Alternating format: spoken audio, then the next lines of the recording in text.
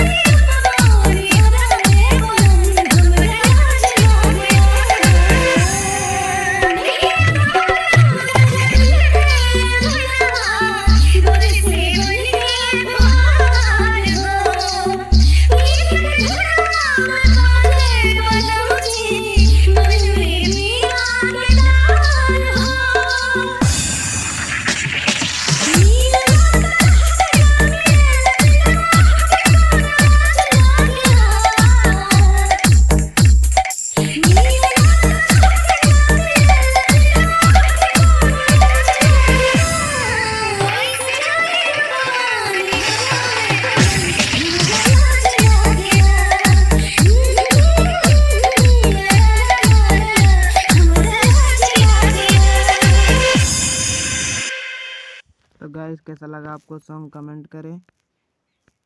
चलिए मिलते हैं नेक्स्ट वीडियो में, तब तक के लिए जय हिंद, जय भारत।